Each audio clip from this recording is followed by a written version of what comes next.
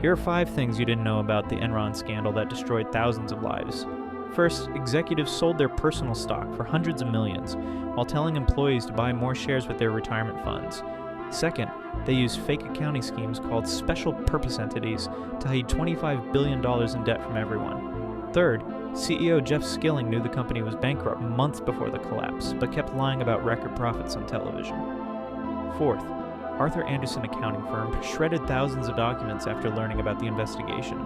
Fifth, over 20,000 employees lost their jobs and $2 billion in retirement savings, while executives had already cashed out, some making over $100 million.